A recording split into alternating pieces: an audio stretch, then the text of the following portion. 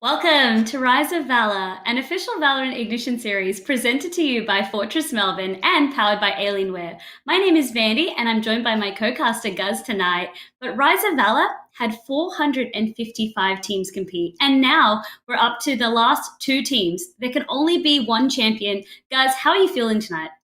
I am super excited, Vandy. Great to be back. It's, as you mentioned, so many teams entered this competition, only two remain. It should be an incredibly exciting grand final. And on top of that, we also have a couple of pretty spicy announcements as well. So it should be a really fun night. I think it's going to be an amazing night, especially because the two teams that we have battling it out tonight, of course, are Team Launch versus EXO Clan. And these two have long been considered the top two teams in the region. And it goes to show that even in the second Valorant Ignition series that Oceania has had, this has been the continued rivalry. So I'm really excited that this has been the narrative that we've gotten to share, but hopefully now with a global audience as well. 100%. These two teams had a lot of history in the last OVO, a lot of history in this one as well. So there's bragging rights on the line, there's cash on the line as well, and they'll be fighting really hard to try and get that dub this evening.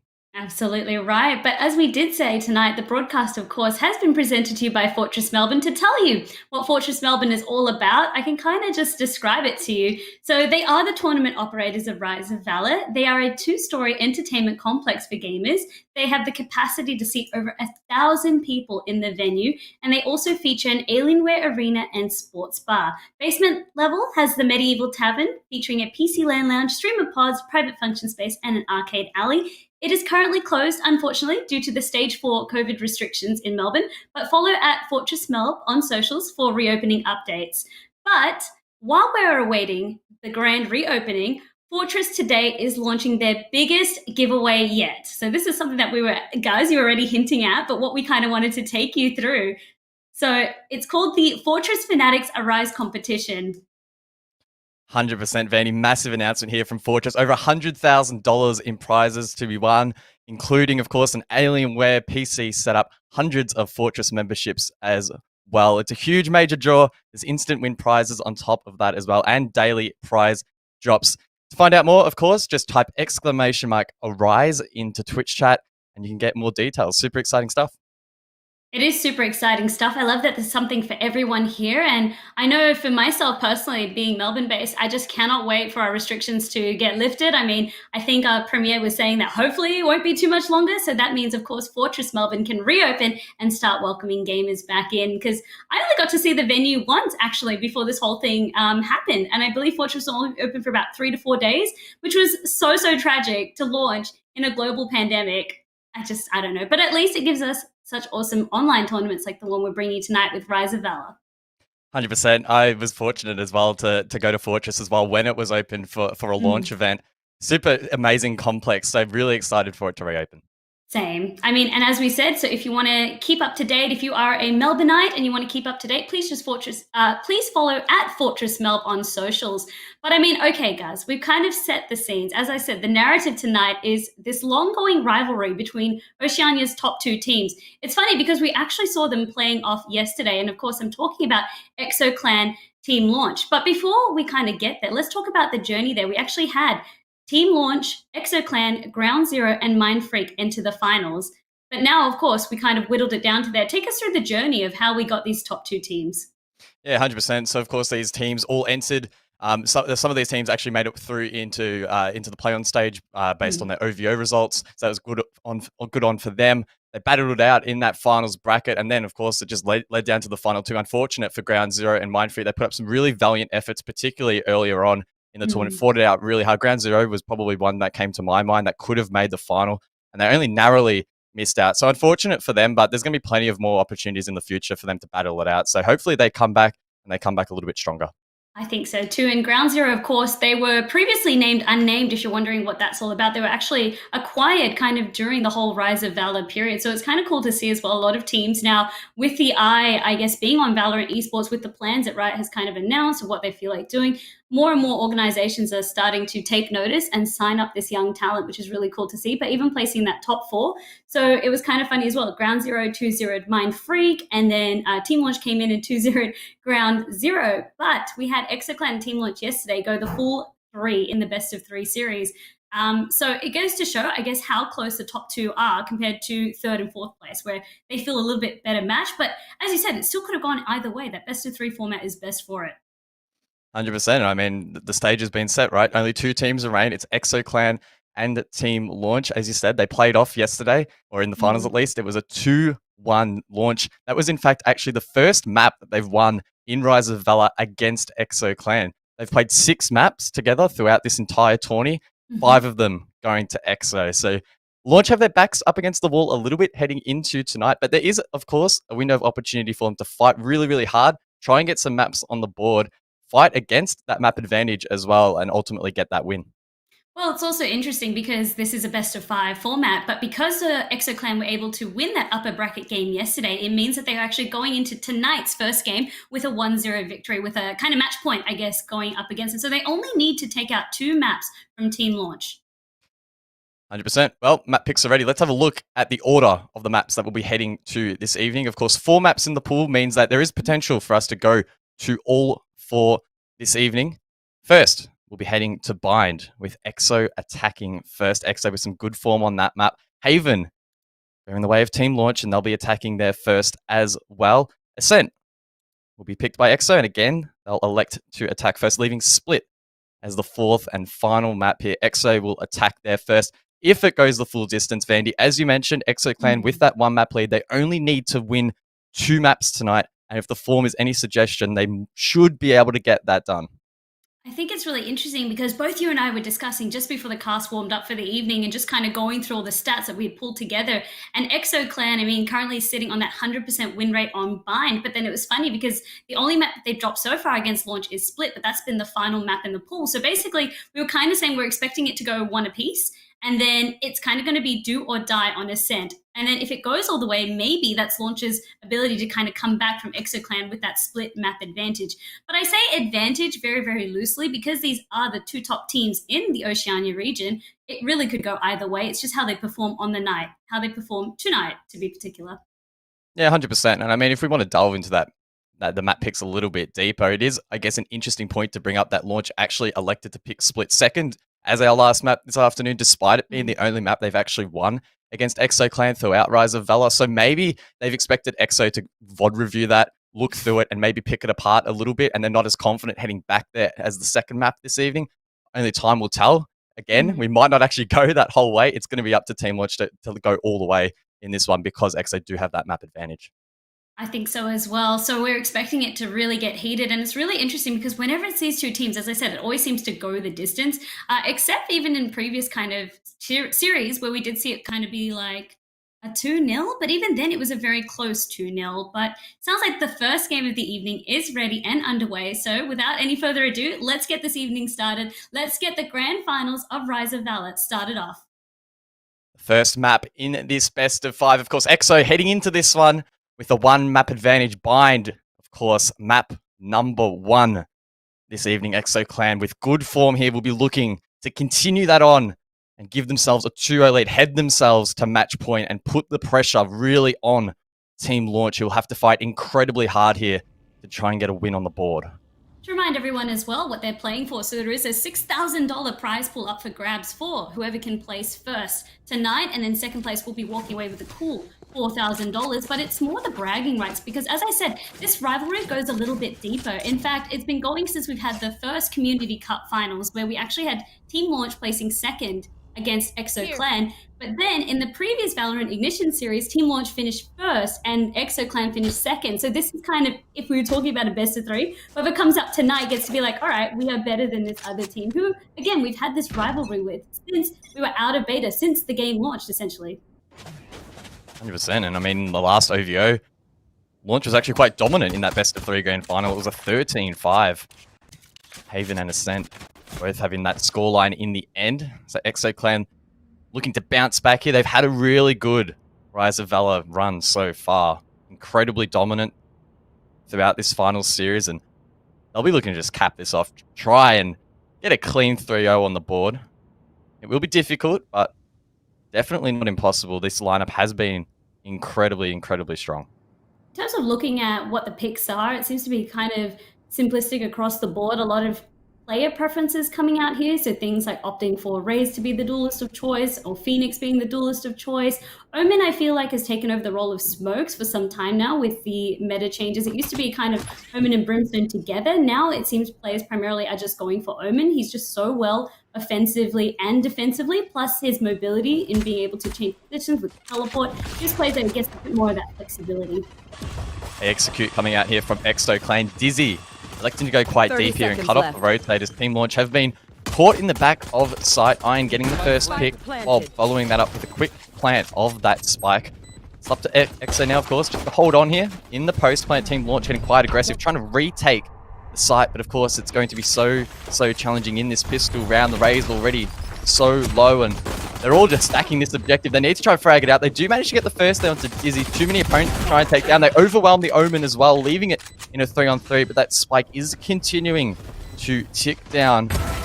Position still being held. The likes of Plix in towards Sight, popping off there onto Tux. Bob as well to follow it up onto Dick Stacy. It leaves it in a 1-on-3. Wizard taken off the board, and a clean first round there for Exo. Well done. Already out the gates. Just blazing. That's going to be Exo Clan. A fun stat that I have for you as well, guys. Apart from one pistol round, and I believe that was, yes, it was up against Exo Clan. Exo Clan, they've actually been able to win all pistol rounds successfully during the Rise of Valor tournament. So usually they'll take out both pistol rounds in both the first half and second half, and it goes to show that this still seems to be the case for them. So very, very confident just using the basic weaponry available. And it kind of just goes to show, because I mean, you don't read too much into pistol round, but what it kind of shows to me, I guess, is they really do value their aim, but also their individual skill. 100%. Also a testament to their consistency as well, which has been evident throughout this entire tournament. With that stage set, again, we are expecting Exo Clan to roll this into a 2-round lead. Crunchy getting the first pick, as it looks like Exo will set up for a B execute on this occasion, so not afraid to stray away from the A site. Of course, they attack in the first round. Crunchy to Techstar, gets flashed though, might be taken out, but no, that's his third in the round. Trying to make it 4, doesn't quite. I think it was Dizzy, in fact, that will take that kill, leaving it all up to Wizard in towards site, just looking to do as much damage as possible. Exo already losing 2 members. Not the best result for them on that second attack, but it is a win nonetheless. It is a win, but more importantly, kind of why they were trying to push B this time around as well, is to just get a little bit of intel, see which agents are playing where. It's really, really important, especially you're trying to figure out where the Cypher is going to play. I feel like a lot of the time, because of that utility that Cypher kind of puts on down, you have to either bait it out, absorb it, or have some sort of a plan for it. I mean, like Phoenix, you can use run it back when it's available to just run through and make sure that all the trap wires are disabled, but it often is a little bit of a harder time pushing into an agent such as Cypher. Operator now on the board for Tux. Keen to see what kind of damage they can do with the sniper. Getting quite aggressive towards Baths. There is an Omen lurking, but not peeking as of yet. Split push set up here from Exo Spike over towards B long, so maybe they're just going to get a feel for which side is a little bit easier to attack. Camera taken out. Exactly it. I mean, of course, using the camera a little bit more offensively, and it's all about the intel gathering, but also to try and push them back. So really excelling at that. They're also kind of working in pairs, you can see from Exo, just really prying out the map, trying to use various angles.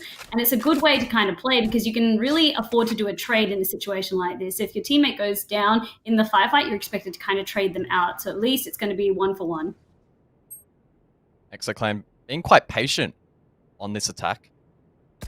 Taking their time, getting a feel still for which objective they want to push.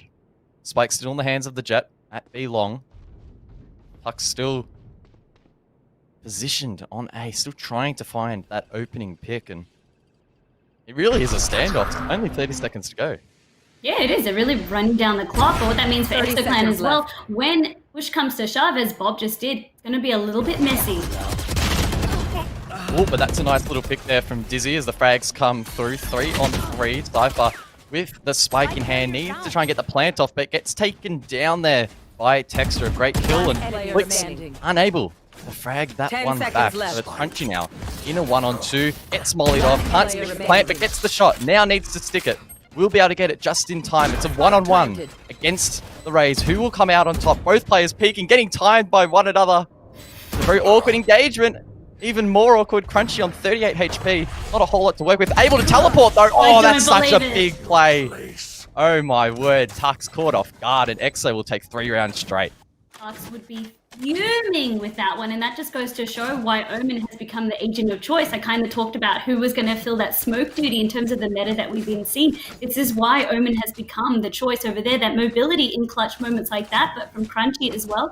This player in particular has really started to impress.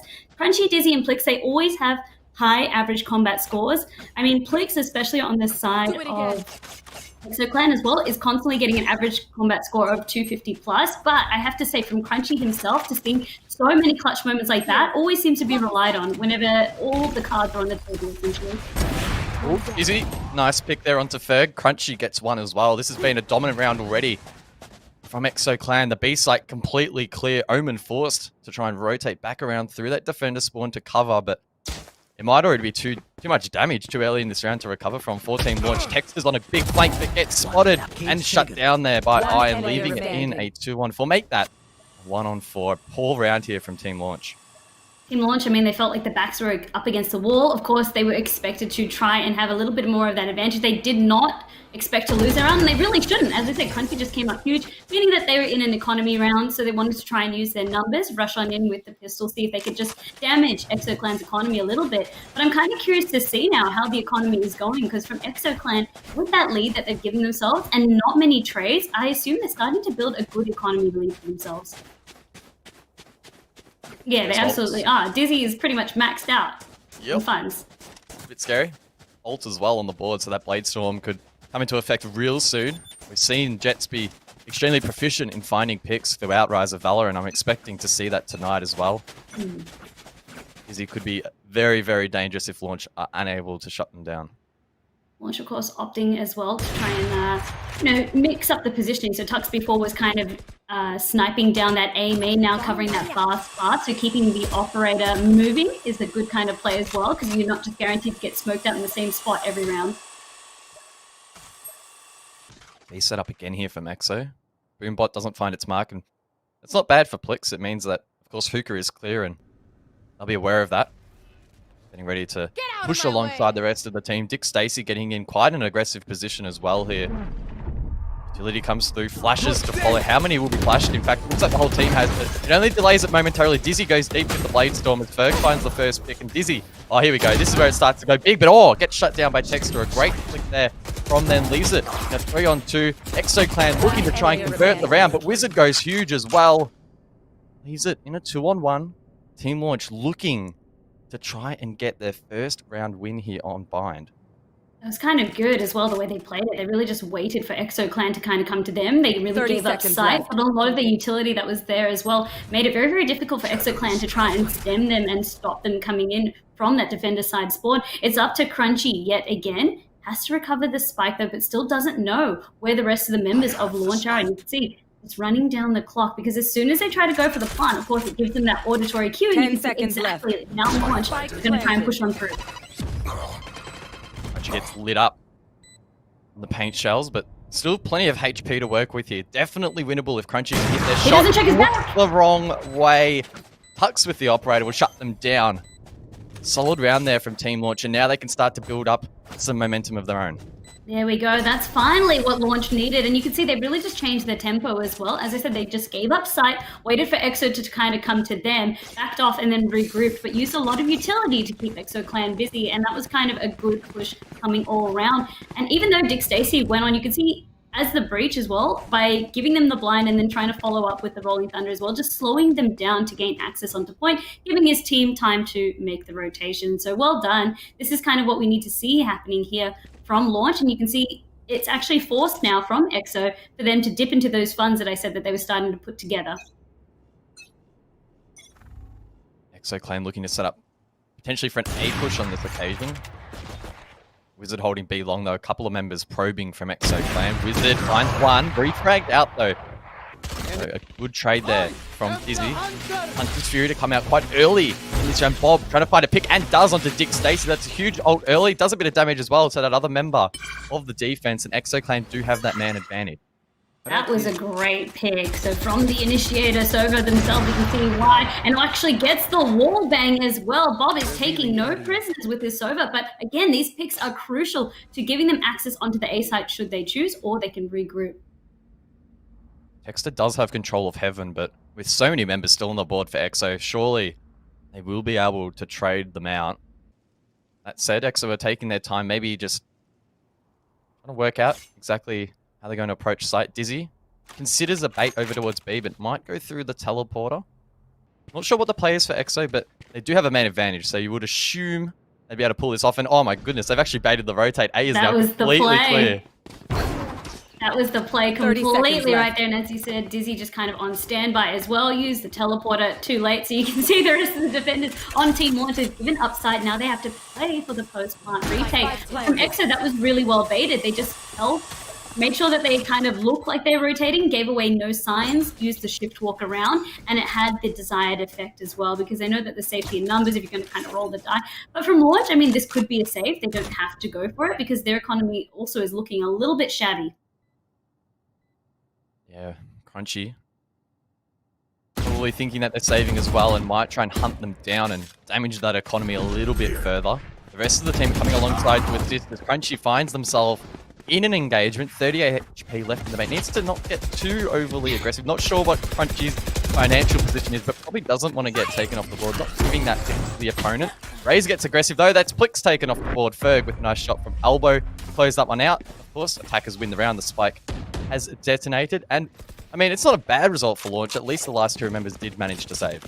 That's exactly it. That was kind of the aim there going forward, because then it allows them access to be able to buy for the rest of the teammates, or at the very most just have access to that better weaponry. But from Exo as well, to only really spend 2 members pops, I mean, it's good that only Plix was taken out, and then you saw Crunchy kind of falling back, knew that they didn't have the health for that engagement. It was like, okay, you know, we can't get them. I don't have my fellow team member to help me push. It's now a 2v1 instead of a 2-on-2. That was kind of nice. The play there, of course, best play was to just knock the economy, because you can see someone's on Team Launch has had to walk away with the Spectre buy. So you can see they just wanted to make sure that they were forced into a full economy round as opposed to still having access to rifles. 3-2 split for the defense, A and B respectively, and it looks like Exo will be setting up for an A execute once again. But we're not going to be as easy to bait out a rotate like it was in the last round, and in fact Exo getting quite aggressive, getting that opening pick. Berg to find one back though. Dizzy as well, finding one with the operator.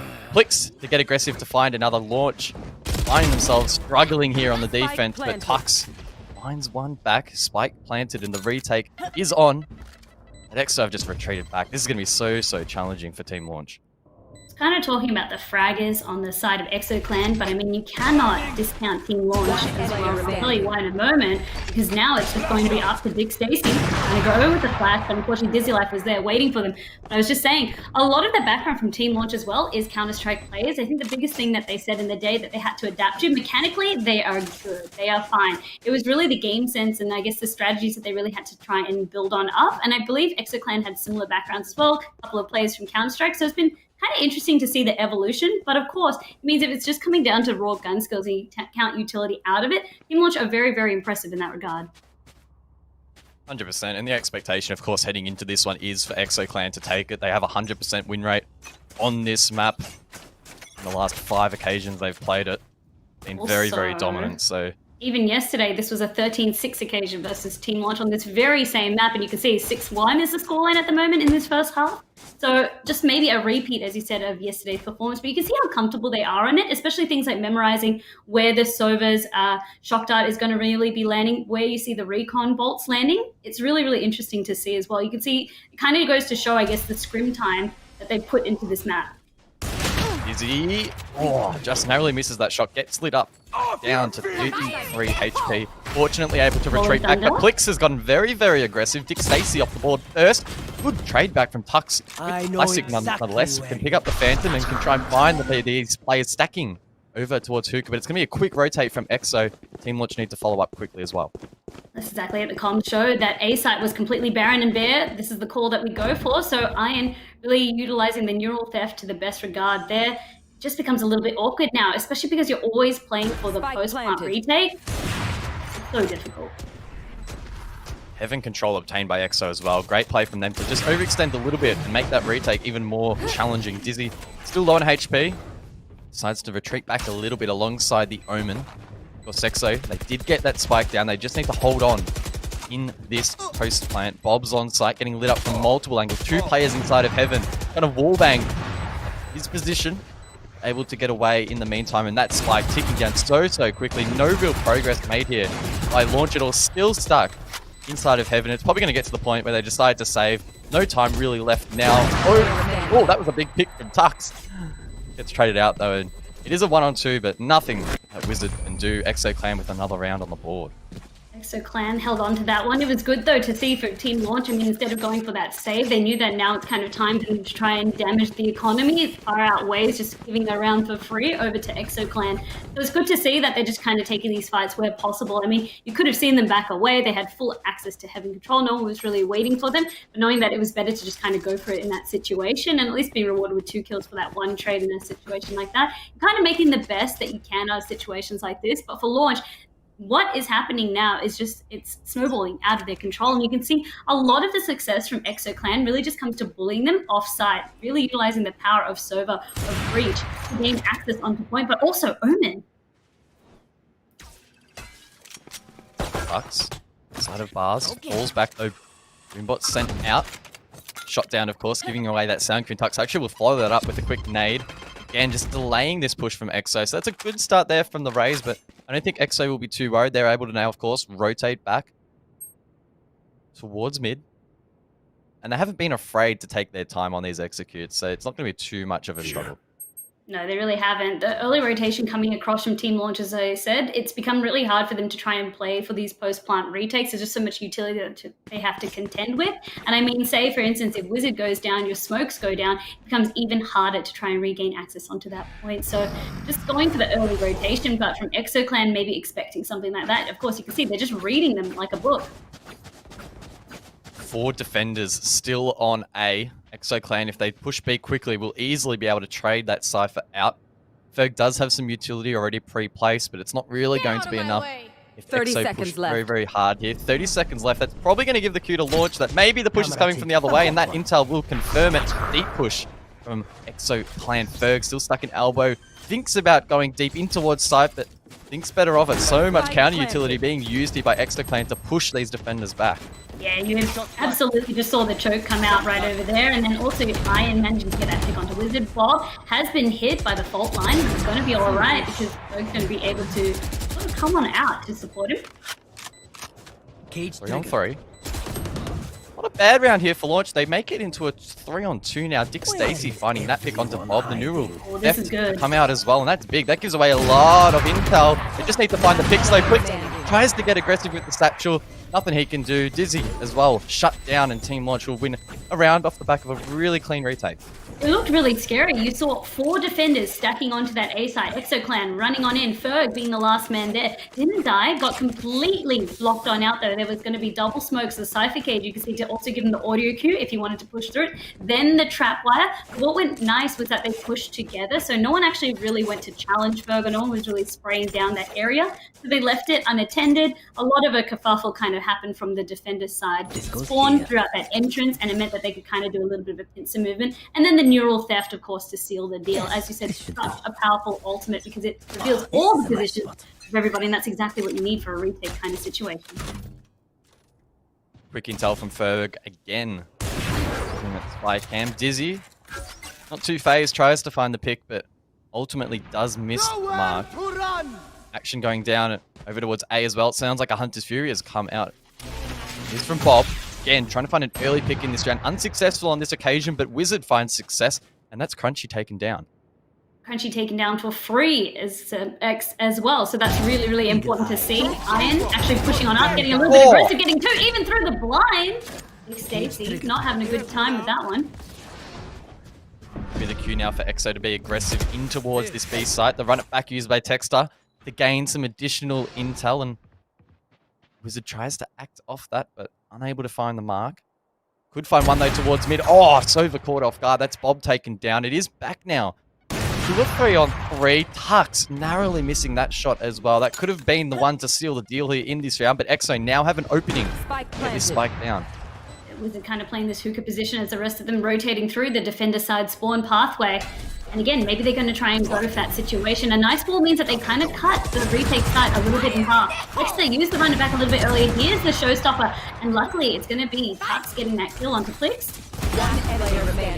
Oh, that's big. 2 on 1 now. Fuse is happening. It's just Iron. They stick it though. They stick it though. That's the question. Iron with a 3k, but it does get stuck. Great work there from Launch. Yes, Iron gets the kill, but it's a constellation by that point, and Launch will get their 3rd round on the board. As you said, Iron trying to go overtime there, but because the bomb wasn't really planted effectively for where they were positioned, unable to really gain access, and it was kind of going to be a bodily trade coming through from Launch. But you can see, Launch now are adapting well.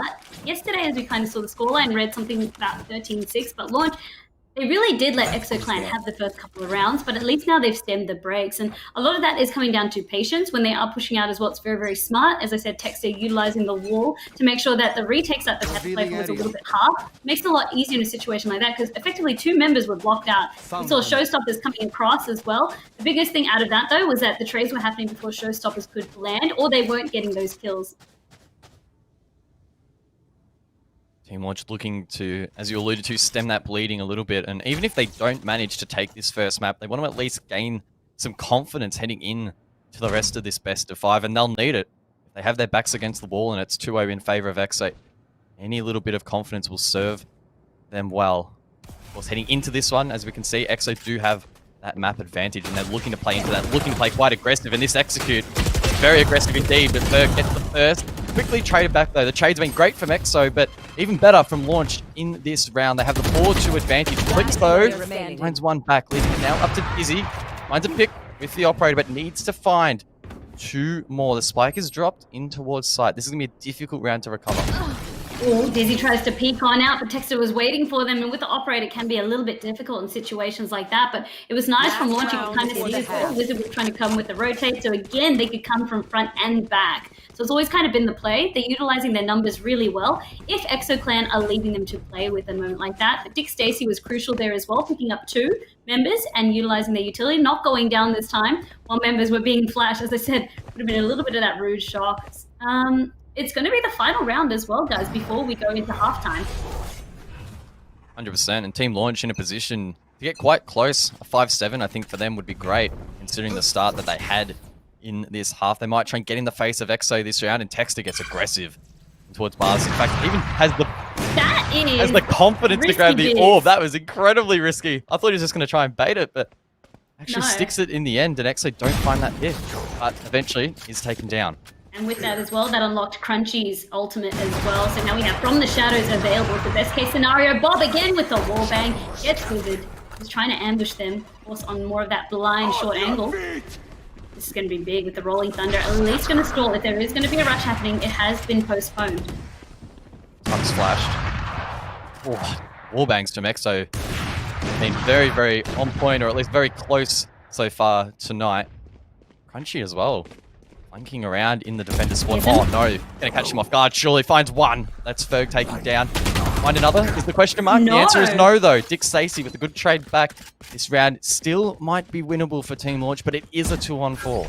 Stacey had a real good read on that situation as well. Swinging out real wide so the paranoia didn't hit, and now having to push on through. Alerted Iron, and of course will get taken out. Had to push through the side of Cage. This is now going to be up to Tux with the operator. And I mean, it's 4 members now. It's a 4K that we're needing from Tux, and they have been the top fragger for Team Launch, but I just don't see them doing it. And exactly right, there's too many angles that they need to worry about, and DT will take him out. And we end this half 4-8. Switching sides. Probably what we expected here from this matchup. Of course, keeping in mind, statistically speaking, Launch are actually a little bit weaker on their attack compared to their defense here on Blind. So there is an opportunity now for EXO to open up this margin, try and convert it to a map win a little bit faster and find themselves on serious point, but still a long way to go.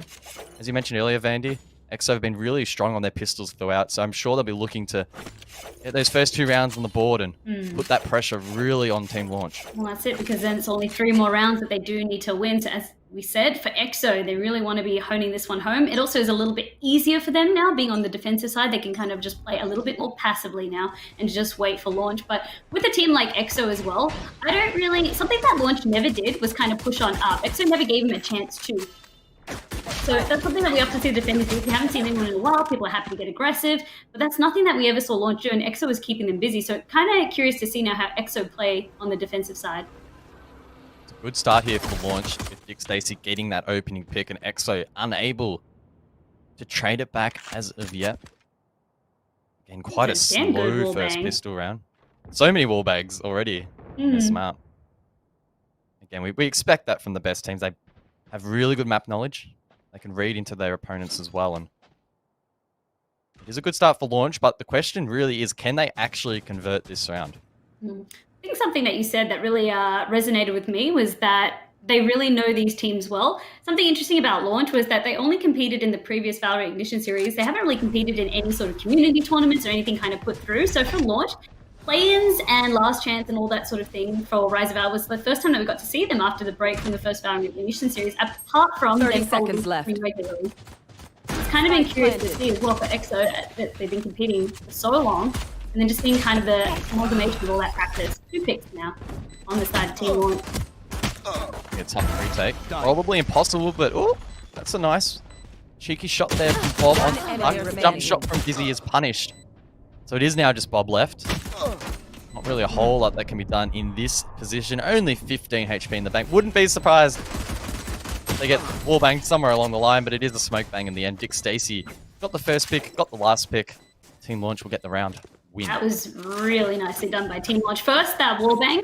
I mean, that's a free pick that you get. It already weakens the defense. Instead of having 3 members on A site, you're suddenly down to 2 members. Then the next thing that they did right was, of course, just waiting, playing it very, very slow, keeping EXO Clan guessing to where they were, but also just making enough noise so that they kind of split off into 2 teams.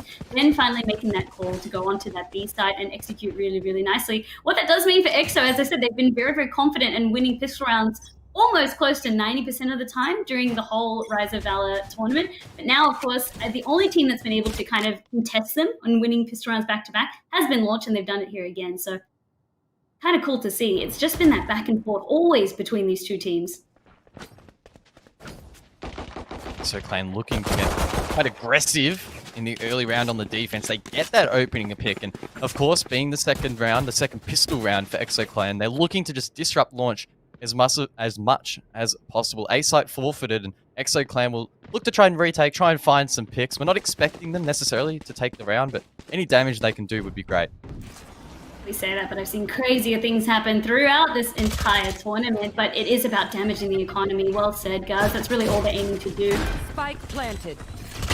Spike down.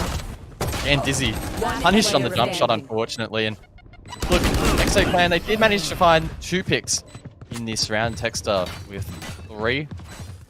So not the worst result. A little bit of damage done, but this is really where the second half starts to truly shape up. Both teams will be able to buy, and we'll see if EXO Clan are as strong on this defense as they were on the attack. Yeah, but what this means for Launch is, of course, it's not the worst case situation now where EXO Clan were edging up and the scoreline read something to 10-4. Instead, now they've managed to really bring it back. The scoreline yesterday for Launch, so the personal best they need to beat is this 6th round, because on Vine yesterday, they couldn't make it past 6-round wins. EXO Clan, of course, just finished them off. It's seeming, though, that they really did go through yesterday, look at the VOD review, and already adapted very, very quickly. I mean, yes, EXO Clan were really tough in the first 2 rounds, but this is the round that kind of spells it all, because we have access to full weaponry for both teams. It's equal footing now. Oh, really nice flash there from Team Launch. Dizzy was almost certainly in a great position to get the first pick, but good use of utility allows Team Launch now to gather some nice control. They've got full control, in fact, of B long, and even Hookah as well has been obtained. EXO Clan need to be very, very careful that they don't get sprung upon here. That's exactly right. Iron trying to see if anyone's going to be pushing on out. They're just waiting for a bit of that regroup. The rest of the members of EXO Clan, of course, just playing more towards the back of A side, so they can do a very, very quick rotate if needed onto that B side. So very, very passive for now. It's almost a double bait here from Launch. I thought they might have swung back towards A, but the spike has now been brought up B long. It's really a game of cat and mouse. Each team trying to be smarter than the other. It hasn't looked like ExoClan have been baited as of yet. Still 3 members inside of B with 35 on the board. That's exactly it. And also their A side members have pushed out a little bit more. 30 You do need to seconds find it left. back, so that will give them a little bit of space as Tux opens this one up. Looking for Good Dizzy, first looking for pick. the operator. Operator has been cleared on out as well. That's a big pick. Tux going to cover this Spike position, and planted. that's really well played in the end. Flick's taken off the board. Team Launch, man advantage in this post plant. That said though, Bob and Crunchy go big. This is very winnable for EXO. If they're able to trade it out, Tux is just lurking around in this elbow position. Might be able to find some picks. If they line up to EXO to try and check this corner, it's going to be so challenging. Paranoia goes out though. That's big. That masks the player in that long position, and they could well try and stick the defuse, but instead they decide to take it. Tux gets baited out, but they do line up in the end. line It's up a 3K perfectly. in the round. That's big. Tux would be pleased with that one. As you said, they were just sitting ducks in a position like that, guys. And a lot of it as well just came to the respect that they were giving Texter in that garden positioning. They also didn't know where Tux was until he tried to swing on out. But by then, of course, we also had the push coming through. So again, good use of crossfire and cross angles there. They gave them enough time to really set up in the way that Launch wanted. And it was really smart in terms of execution. So Launch tonight, they have a bone to pick, it seems like, with ExoClan, because they are very close to tying this one up. Really has been a great performance from them. AC not able to find 2, but does get the first, and Wizard can collect the second. Launch with that man advantage, and it's only exemplified as Ferg manages to drop Yin as well. Full site control on B should be obtained quite quickly here, and EXO, they're at real risk now of allowing Launch to gather some really positive momentum in this second half. That's it, because their economy now, they didn't win that last round, so they had to save up this round, which makes it a lot easier for Launch, especially when you're going up against full rifle buy with just pistols. You can see how difficult it is. And as I said, the proficiency from both teams, as I said, they come from more of that Counter-Strike background where a lot of it just comes down to aim precision and consistency with your aim. So when you've got rifles versus pistols, you can see it's so remaining. like Crunchy didn't even have a choice. Like, he didn't have a chance there against Ferg Spray. So for EXO, again, it's just looking to see how many members they can take down, but Dizzy Life has actually recovered a rifle, so it's in their interest to actually save this one. 100%. Of course, that means that Launch will win the round, even out the scoreline. Going hunting, though. We talked a little bit about this as well, guys. The reason why we see these players hunting, they knew the economy was in tatters, just making sure that they can really start to damage ExoClan's economy a little bit further. Because for ExoClan, again, you just can't be affording to lose these back-to-back rounds. Now in this next round as well, we kind of want to see what the economy is like, because this is the position that we actually saw Launch in the first half as well.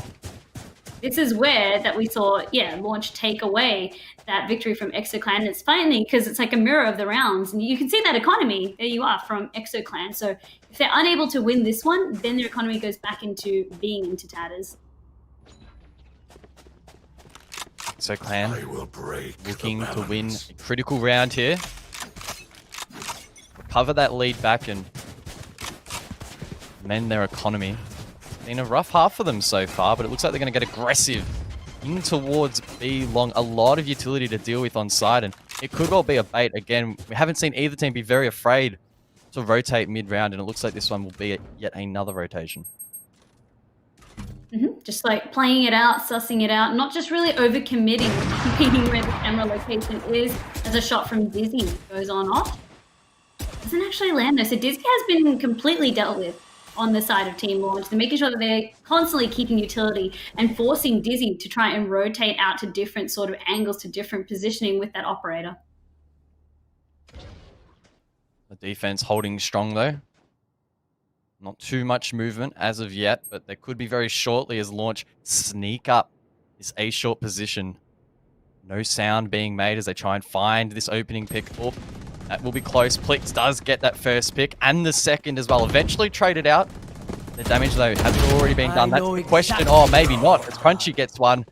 Again, traded out, leaves it 30 2 seconds left. on 2. 30 seconds on the board. Cypher Spike Looking to planted. stick One that enemy defuse, remaining. does so, but Dizzy on the flank manages to get that kill.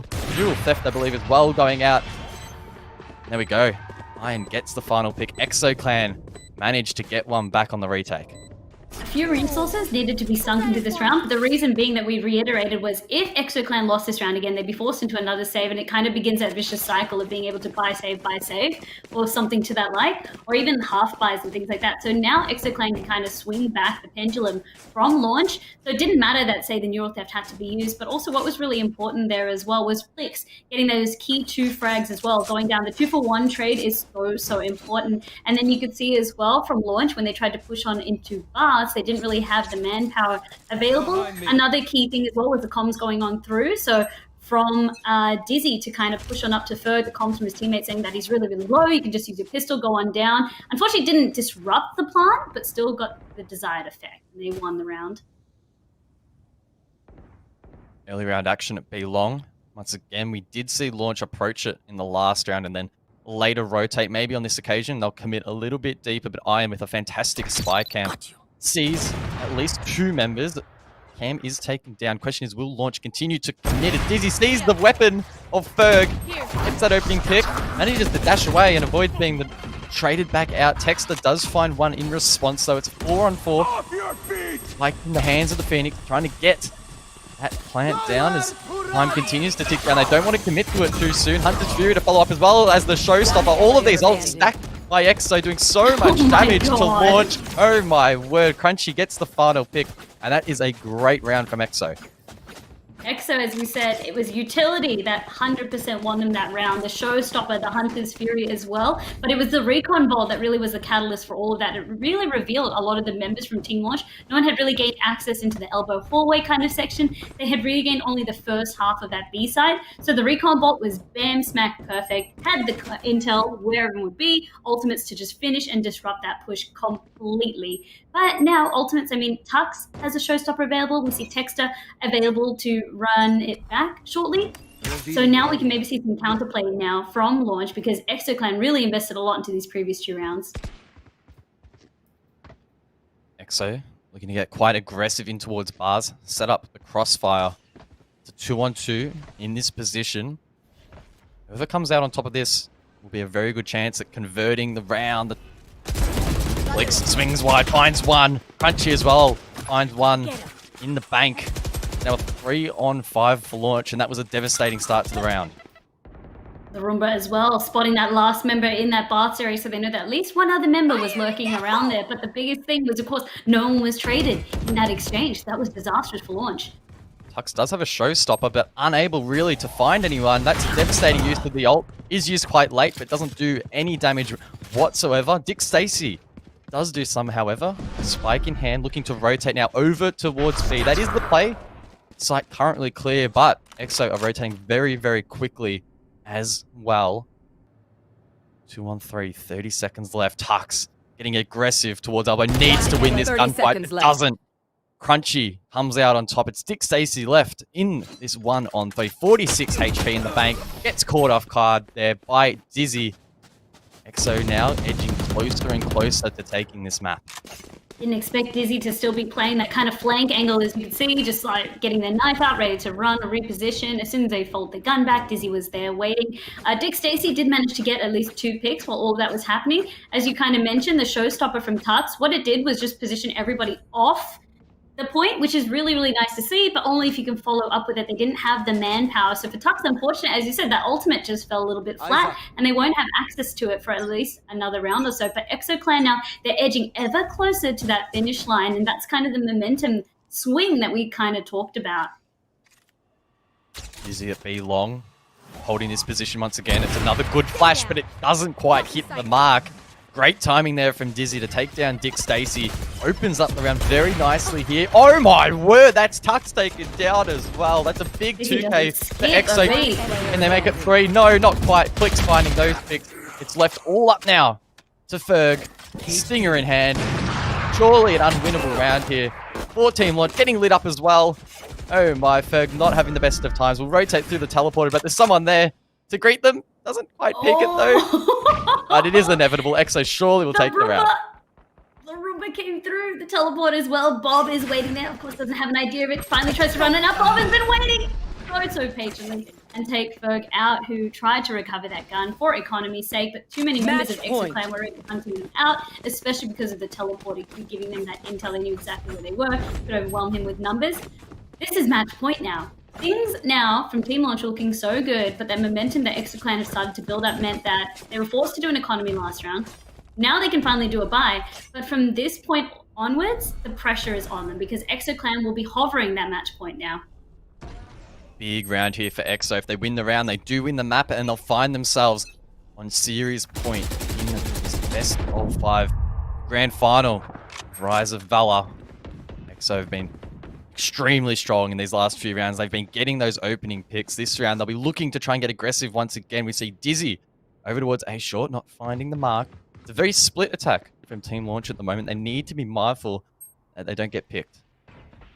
Exactly right. From Launch, you can see the tempo has completely changed. This often happens when match point is being threatened because they know they just cannot afford to lose any members, especially not early on in. It really does weaken their attack and make defending all that much easier. But same too for the defenders. I mean, you can see that they're happy to really spend a little bit more of that utility, try and gain some intel a lot quicker as well.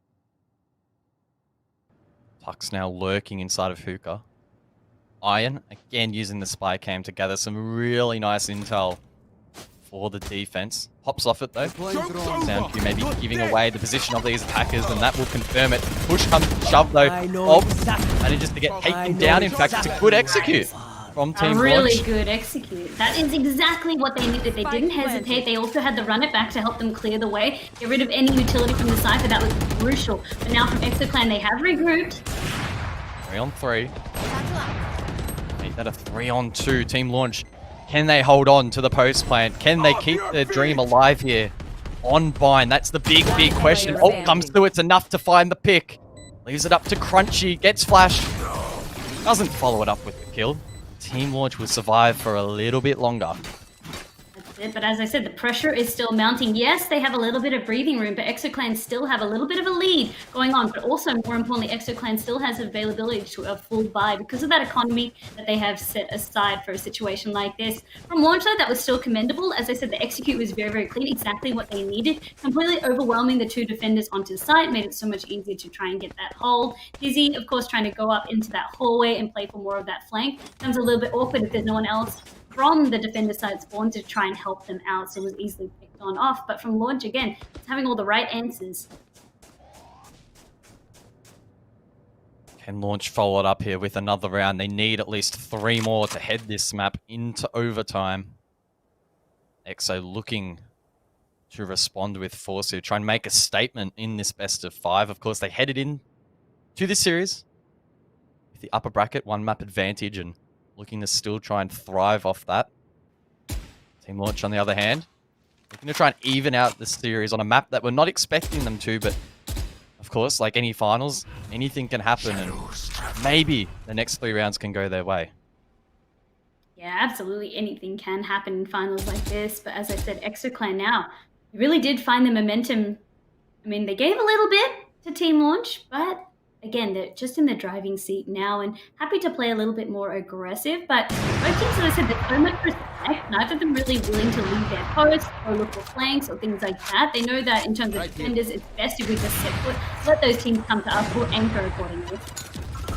30 seconds on the board. Team Launch 30 needs to seconds commit left. to a push. They'll probably try and set up for a truck plant here, but it's going to be difficult with the likes of Dizzy going big on the operator. Flicks as well to find one. Crunchy adds on to that tally as well. It's a 2-on-3. Text are able to heal themselves back up. It's still a winnable round for Launch, but with that sniper still in heaven, it will be very, very challenging. 10 seconds now left. They have to stick the plant. The flank coming through as well from the jet. It's Dizzy with the Blade Storm. Surely this is enough for Exoclan to take the map. Dizzy finds one. That's Tuck's taken down. Leaves it all up to the Phoenix. They know exactly where this Phoenix is positioned. The refrag comes through as well. Exoclan will be able to defuse the spike. They'll win the map, and they will have series point.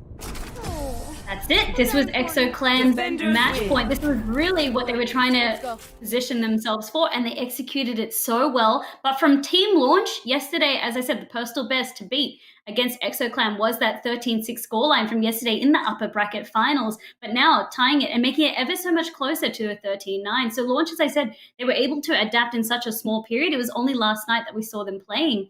But again, I guess this just highlights how strong EXO Clan has been in terms of the preparation that they put, especially on a map like Bind. And I mean, do you want to hear a fun fact about Iron? Go ahead. Usually you see players with at least like one or two agents that they like. Iron has 100% Cypher pick rate. So that man does not play anything else. He is a Cypher one trick if I ever did see it. But you can kind of see on a map like Bind where Cypher is notorious at locking down a point. Iron was a key intel gatherer. Also, the way that they were able to, from Bob as well, like both of their intel gatherers, to use the recon bolts, to use the camera to get a lot of that intel and insight on the defender side, but then also use it to get the defenders to reposition when they were attacking was just beautiful to see.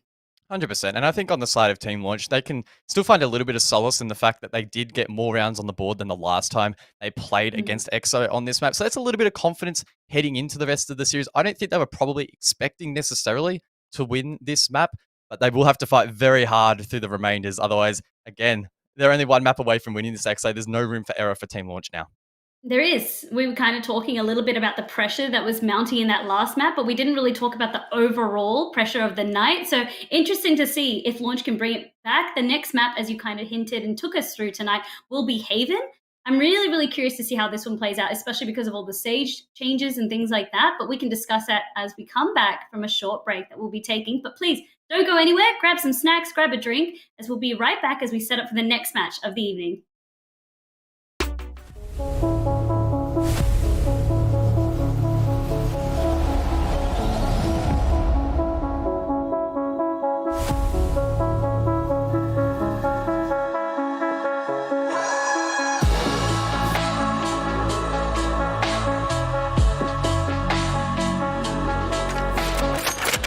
Let's go! One enemy remaining.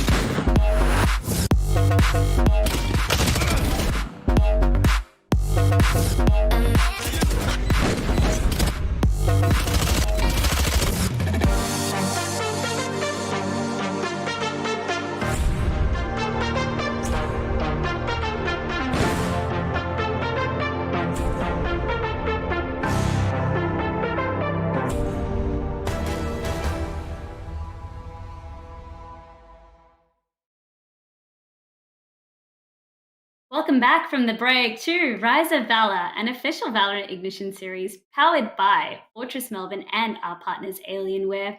That was an amazing first round that we actually did see coming out from EXO Clan and Team Launch. As I said, they've adapted so much, even in that last night when they played in the upper bracket finals, to really make it an even sort of scoreline. 13-9 on Bind was eventually how it all played out. But as I said, Team Launch not giving that one over completely free to EXO Clan.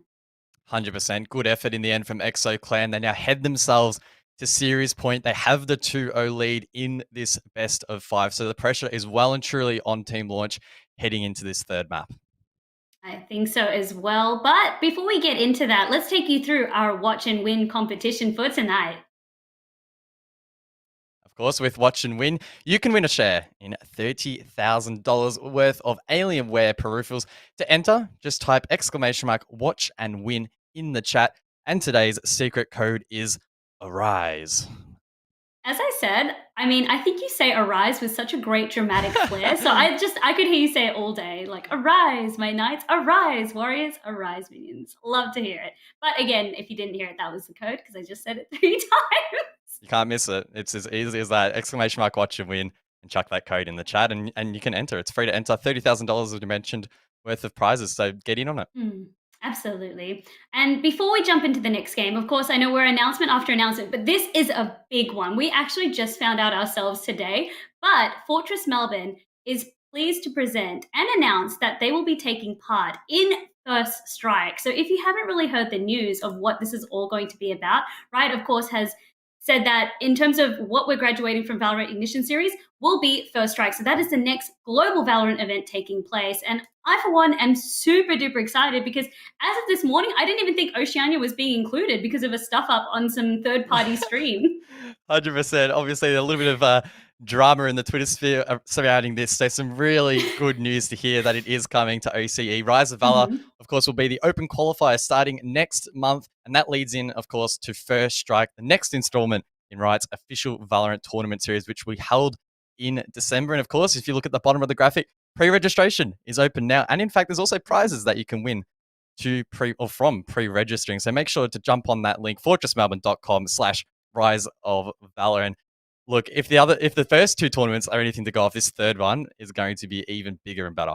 Well, I'm really glad that Riot heard our pleas, especially as a minor region, but also to know that we didn't really have anything. I mean, we've seen the major regions, we've seen NA, EU constantly hammering out Valorant Ignition Series. For us, this is our second Valorant Ignition Series, and then we've had a little bit of a gap. No one knew what was going to really happen until the end of the year. So this was so exciting that First Strike was coming out, but then even more exciting, the news today that Fortress Melbourne will be bringing us the action. They will be hosting the open qualifiers that tie into First Strike and then hosting First Strike themselves. So that is mammoth news, and you heard it here first. You were speaking about prizes as well if you do pre-register. The prizes that I can say as well is 9,750 Valorant points to be able to really deck out your guns in style. I mean, you saw some of the pros really flashing some of that weaponry. That's what you have access to as well. So it also does give you first access to open qualifier signups. Really, really exciting things happening finally here for Valorant, but also Valorant in our little region.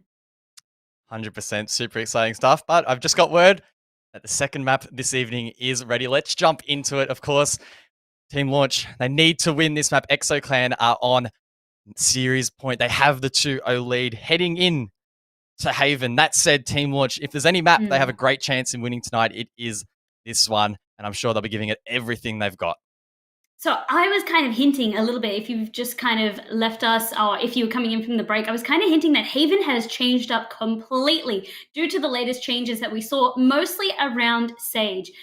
Sage, of course, has been almost that meta pickup as in terms of being the same as Cypher, it felt like for a while, and even things like Omen, where you just couldn't go without like these three core agents to really make up your roster.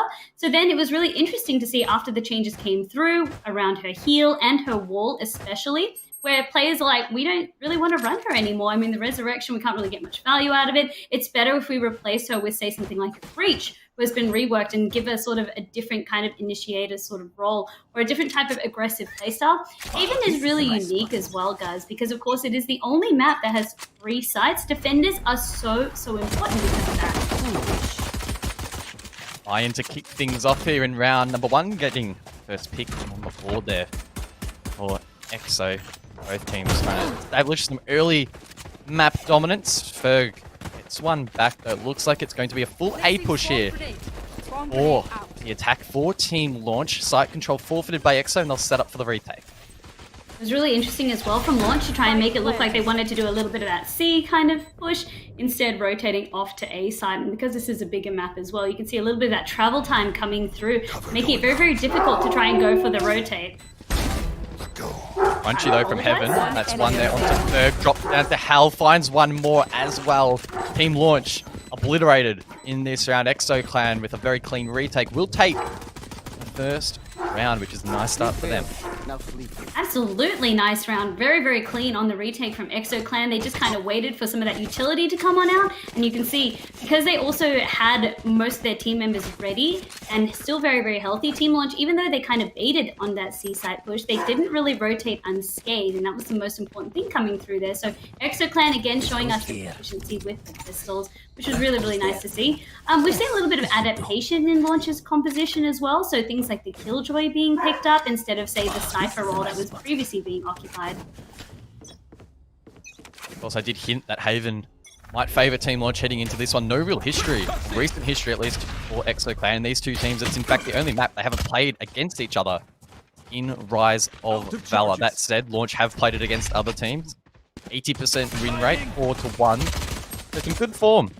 The question is really, can they convert that in the grand final, because the stakes are so much higher? I have to wait and see, because as you said, stakes are higher, but more importantly as well, this is do or die for Team Launch. They've been very, very confident thus far when teams have taken them onto a map like Haven. So we've kind of seen them, actually, in terms of their overall competitive history, they have a 91% win rate on a map like Haven. When you compare it to ExoClan, where they've only really been taken to it 3 times, and they're sitting at about a 33% win rate. But of course, that was even in the previous Valorant Ignition series that I'm bringing these stats up from, not just Rise of Valor. And of course, it was in OVO. In fact, that Launch are actually the dominant team. They took best of 3 grand final in a 2-0 fashion. So the tide has definitely turned here in the Rise of Valor grand final. That said, Team Launch in this round have the 3-2 advantage, looking to convert the round potentially and find one back. But Blitz able to get that pick against the pistol, leaves it 2-on-2. Dick Stacey with a strong position at the window, can send out some shock bolts. Recon bolts, try and find some intelligence, and there we go. So Clan, as we expected, able to close the round out, and they do get the first 2 rounds on the board. It was very, very clutch for ExoClan coming up there. Team Launch, of course, utilizing guns that they had recovered as well to make it a little bit more even, because we actually saw ExoClan opting into a buy over here. So really just making sure that they can use everything at their disposal. Usually we sort of see they're happy to just buy up armor if you win the pistol round and just kind of go from there. But ExoClan saying, no, we're happy to buy into this gun advantage. Really utilize anything we can to guarantee and make sure we get the win over Team Launch. You can kind of see as well, like it was very, very close. I kind of wonder if it was just down to pistols, whether Launch would have come out on top of that, because you could see how low those 2 members of ExoClan were. Something as well worth saying in terms of that B site push, you could see when the one member kind of peeked out and they lost that crucial 3-man advantage they had, that was also a turning tide there. Team Launch now preparing for their next attack. The first half really comes to life in this 3rd round, and they'll be looking get their first round on the board. Dick Stacey uses the Owl drone to gather some really nice intel early. Team Launch now looking to try and act upon that. Maybe setting up for a push into B, but we know that B can be tricky to hold on to. Yeah, that's exactly it. B really just allows you to get pinned from both sides, but what we've seen teams do is they kind of overwhelm the defender on B, because it's usually just one member onto site, and then they kind of just push directly onto A or C site and clear out accordingly, so you can never really regroup. A nice pickup from Texter onto Iron means that there's even less defenders, and as I said, defenders are kind of worth their weight in gold, but the distribution of members on the side of EXO is almost like they were reading the push coming through from Launch. Really well played there from Dizzy. Does find one. Could well find a second, but Wizard able to eventually trade that back. That's a key kill with short control. Now 30 seconds left. Back. 30 seconds left on the board. Defense trying to hold on. Bob with the judge gets Wizard. Good key kill there for ExoClan. Dexter sweeping in on the flank. Trying to find a couple of picks for themselves, but might not be able to find the... Oh, that said though, EXO, I don't think they're aware. Texter could catch them well and truly off guard. Does eventually find one. The call will come through that this position has been compromised, but it might be too little too late. It's just Bob left, and Tux will take them out. Wizard, as you said, going down was that crucial pick, so Bob got that one with the judge, nonetheless, holding those short angles. And that was just crucial because they just couldn't plant. No one was there to really recover the spike. ExoClan just played it really, really nicely because they could play around spike. They still had full control to A. And as I said, the stacking of 4 members onto that A site was a really nice read on the situation. They left some trapwires onto C site. They left Iron in mid on that B site. And then the rest of the members playing A site because they didn't really have the buy. So again, we kind of talked about it a little bit. This was off screen, but we've kind of really complimented ExoClan on their ability to be able to read or get into the mind of a certain team. It's kind of just going through the motions themselves because, again, they're just 2 birds of a feather here. But I think what really just kind of changes out is just how comfortable ExoClan are. 100%. We've complimented both teams on their mechanical skill, and it seems like they're both pretty big brain, if you would, as well. 5-head.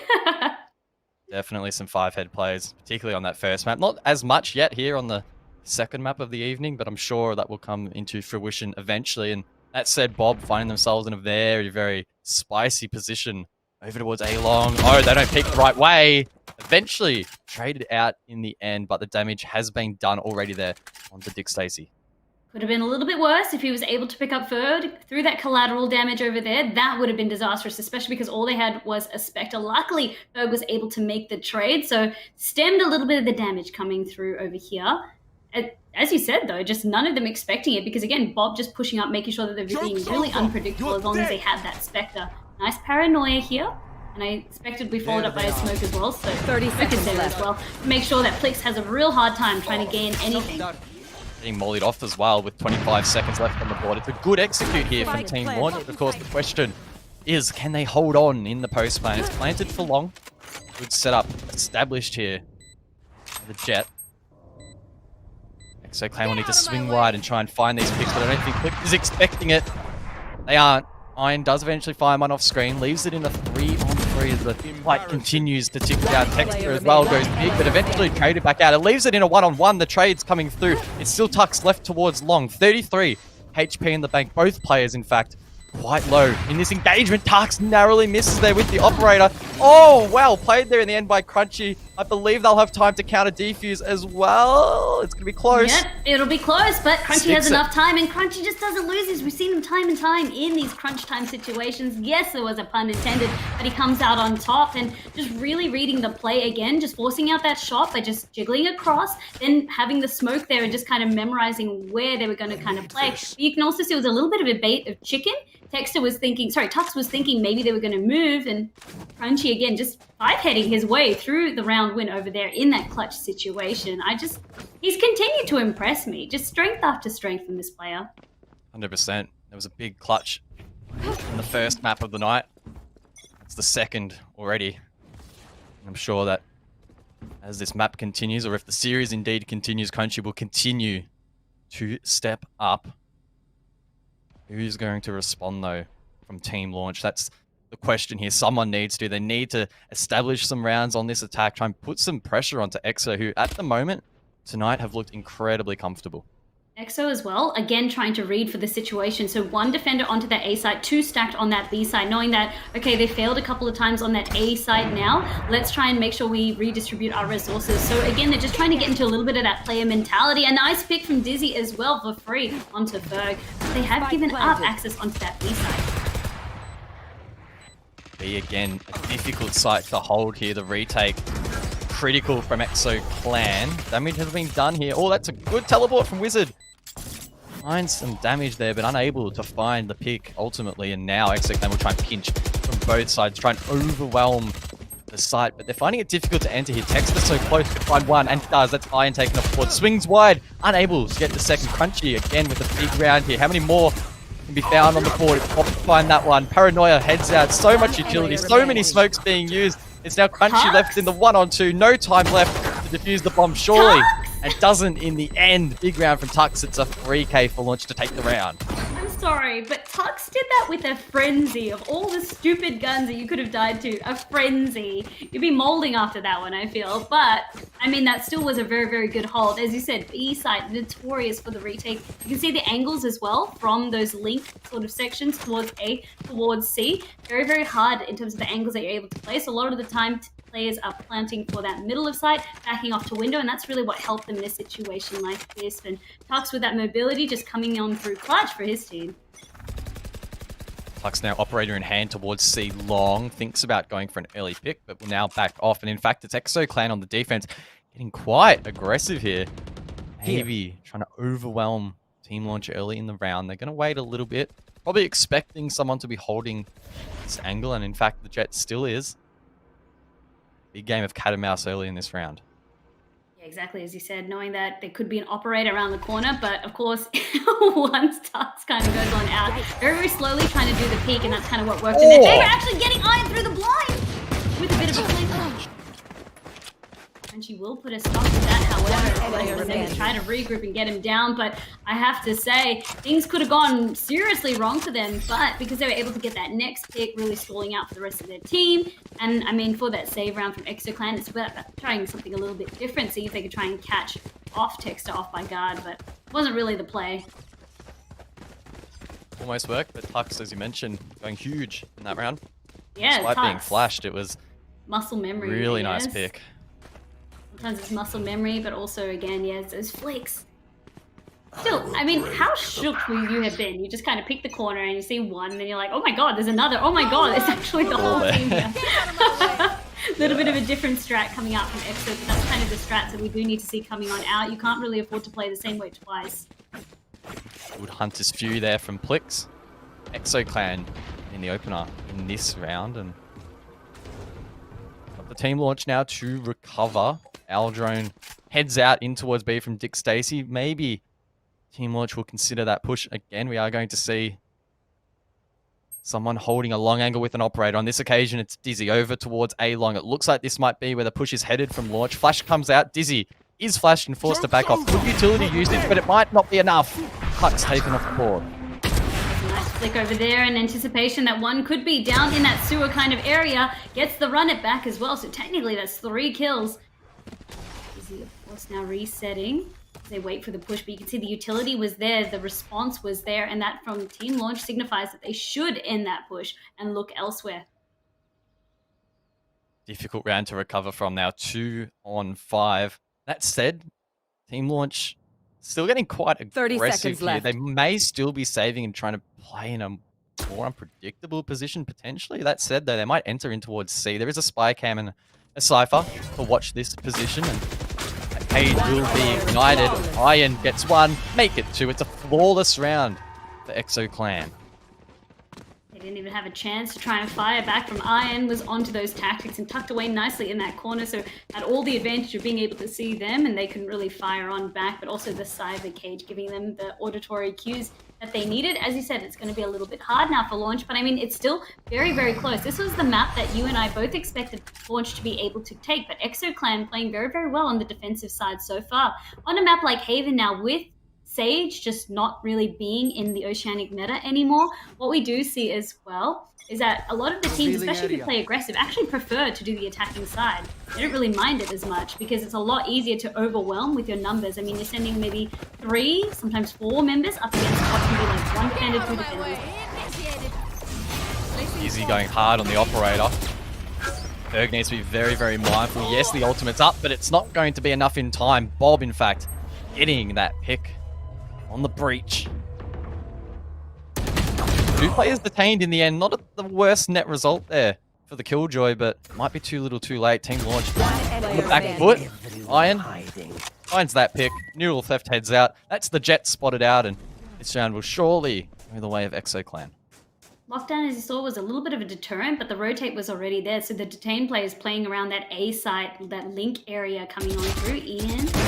Iron, sorry, trying to go, gets the spray, nicely done onto Tux. And in that operator situation, it's just never favorable to have multiple members because, of course, it's a one-shot, one-kill time kind of thing. If they're lining up in a conga line, maybe, yeah, you'll get lucky, but a lot of the time you see, especially when it's at this high level gameplay, you're not going to have players allowing you to have that luxury. They're just going to overwhelm you with sheer numbers. Yes, but the question begs now, what's the pass mark for launch in this half? How many rounds do they need to get on the board to be comfortable? I get the impression that it will probably be pretty defender-sided throughout, but 3 rounds, maybe if they can convert that to 4 or 5, they'll feel a little bit more comfortable. 4 or 5, yeah. I think 4 or 5 is just the benchmark that we'd like to see coming from them, because then at least it becomes a lot more doable, I suppose. So for them, as I said, it's still not too far gone. You can see there's still close, unless utility is kind of coming into play.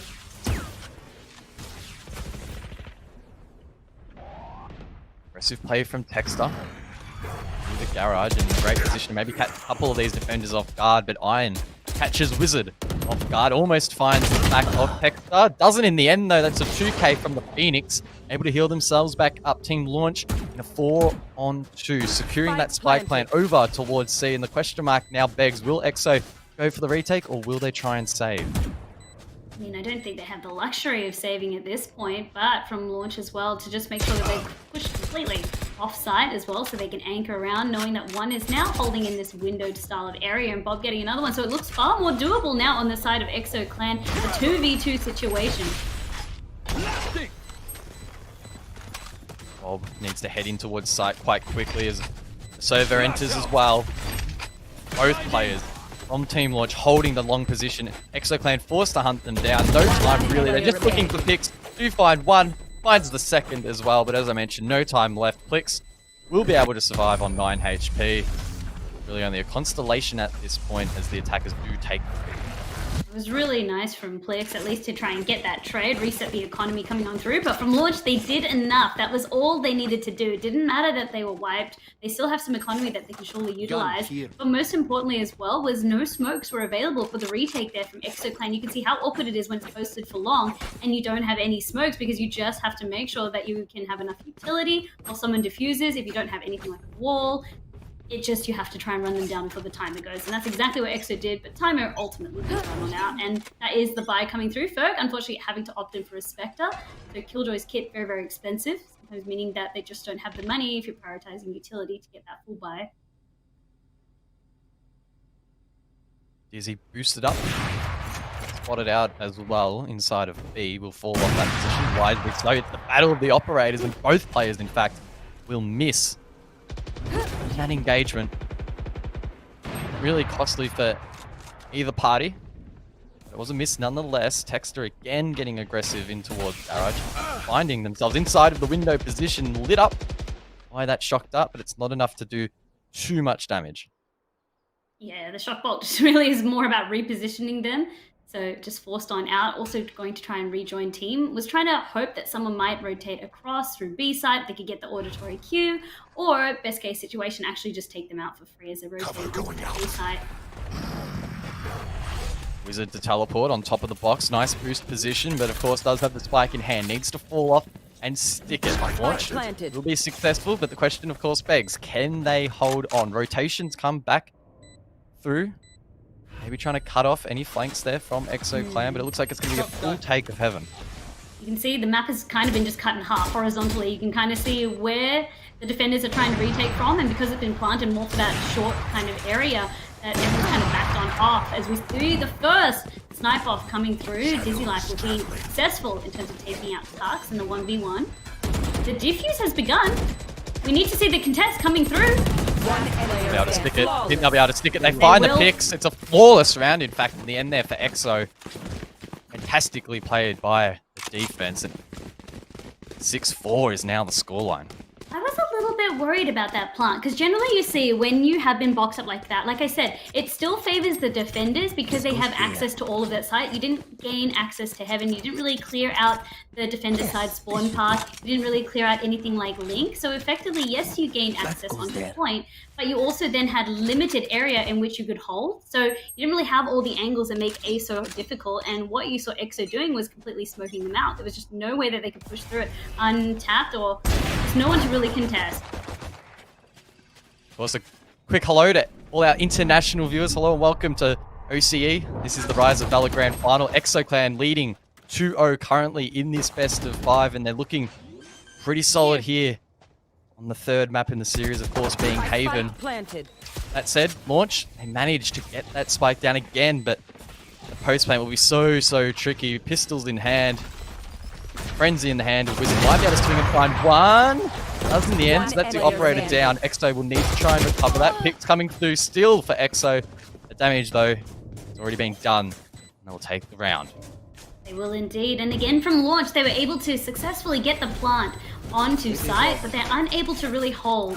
And that's really where I guess some of the problem is lying. We did say for launch, we were happy to see either a 4 or 5 and a map lead. Let's see if they can get one more before we swap halves. But from launch, as I said, they're not too far behind in what we normally did see to be more defender-sided, or at least being defender orientated in terms of being able to hold.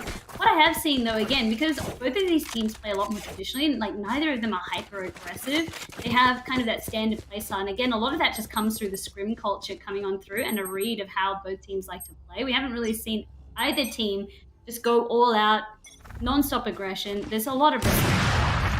Oh, they both whiffed again. Second time now on this map where the Jets have had that one-on-one duel with the operators and both have missed. Hexter now going to get aggressive, using that run it back to try and find a pick in towards B. Misses those initial shots, and the operator is enough to finish the Phoenix off. Good defensive start here for EXO. Push Dizzy off their perch though, and more into the back of site, where of course the operator can be a little bit limited. If there's another updraft available, Dizzy can reposition, but for the moment it has been smoked on off as we start to see launch they've kind of broken off into different little parties. And here's kind of the push that we were talking about that we hadn't really seen. And Plix will actually catch 2 of them off guard. So this was the perfect time to do it, end of round, when they made sure that they've lulled them into a sense of how we like to play, and then changing it completely. Nice pick from Texter though. It opens up C site at least. And again, it comes down to we've got the plant, now we need to hold. Punchy. Drops Tux. They don't get the plant. I mean, that's Caster's curse right there because Crunchy had other ideas. Spike planted. Eventually is stuck though by Wizard. In a 2-on-4. Surely they can't hold on here. Post plant. Oh, utility being dumped as well. Dizzy finding the pick. Left all up to Texter. Finds Plix. Position, of course, now revealed. Finds the second. Needs to hit the ace. It's being stuck here by Dizzy. Texter, though, swings wide. That's 4. Not refrag as well either. Surely. He doesn't get away with it, but does. Oh my word. The flash, the ace. It's the clutch as well. Switching Big sides. round there from launch. The double Caster's curse. They said they were going to get the plant. Never mind. Crunchy had other ideas. You said, surely Exo Clan has around? No, Texter had other ideas. And a lot of that as well. I was so impressed. It was just really performing under pressure, but also to get the kill while under the dazed effects of Rolling Thunder.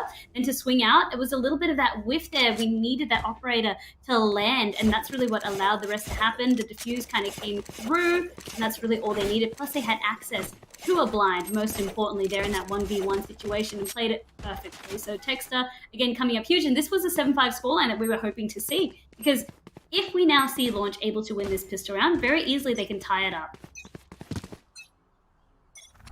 Revealing area.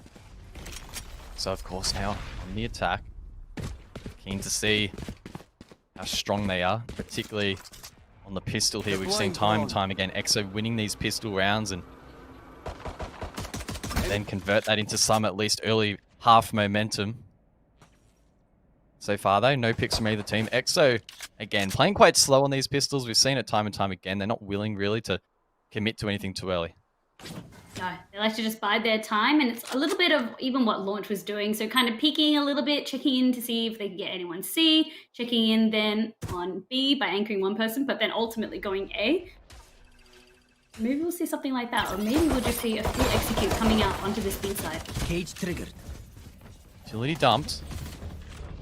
Here's the spike though. It's in the hands of the breach. Sounds like it's being stuck. Clicks with the first pick. Spike planted. Big Stacy follows it up with the second. So it's a 4-on-4 post plant. We know B can be tricky to hold on to, but Dizzy is deep in towards side, able to dash around. Be a little bit more unpredictable. That Stick Stacy taken off the board. Oh, narrowly unable to get the second there, but eventually hits the wallbang in the end. With it all said and done though, it's Tux now left in the 1-on-3. Very tricky retake here. Spot the first, finds the pick. 22 HP now left in the bank. Tries to bait out that pick. Recon bolt gives away Tuck's position. Plix able to capitalize and Exo take the round. That is the power of Sova over there, just playing so far off-site, knowing that I do have the Recon Bolt available. I know where the spike is. In fact, it's just down to a timer for you. But Dizzy also coming up huge on the side there, even though they had the paranoia on them to get those frags and then try to swap out the ghost and then get the kill. Again, it's just very quick decision-making on the fly from Dizzy and doing so well. I have to give commendations, though, to Tux to do as well as they did in a situation like that. But unfortunately, the dream from Team Launch, as I said, I was hoping that they could get that round because it very easily ties up. But again, this is the buy coming through on this side of Exo Clan. They know that this is the map. They win this, that is it. They've done it. They are the winners of Rise of Valor. Team Launch looking to disrupt Exo as much as possible in this round. Again, not expecting them to win it, but want to do some damage with the pistols in hand. Exo, of course, will be well and truly aware of that. Dexter does some early damage, able to, of course, retreat back, heal themselves back up. Again, though, with a minute to go, Exo is still playing it so patiently.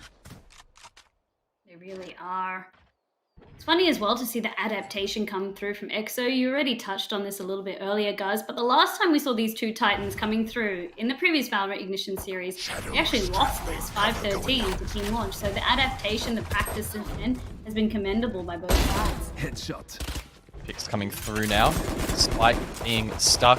EXO out on top of this round so far. Ferg does at least find one back. 2 members, unfortunately, for EXO have been dropped. It's a good flash as well there from Texter. And it's EXO on the back foot. We're not expecting Launch to win this round, but they might be able to pull through at this sort of long range. The pistol will be very challenging to use. Shock darts being used to try and deny that defuse, and Plix swings wide to find a pick. 21 HP. Now left back Iron with window control. Needs to find the last 2. Finds one. Needs to find another, and does. It's a good clutch there from Iron, and EXO take the round. That's so unfair for Team Launch, though. They had the numbers right there, but why did it have to be the Sober that was left there? Plix has been an absolute thorn in their side with the recon bolts, with the shock bolts as well, being able to really stall out any form of a retake, or you're just giving up free damage.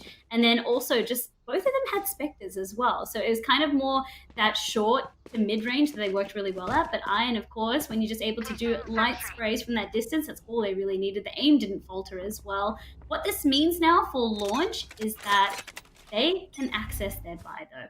For EXO-Clan, they're still holding on. They're playing for the long game. It doesn't matter if they lose this round, because they can just reset and buy next. Puck's aggressive towards mid. Seen a lot of action with that operator early in these rounds. EXO still playing so patiently, not giving away these early picks to Team Launch.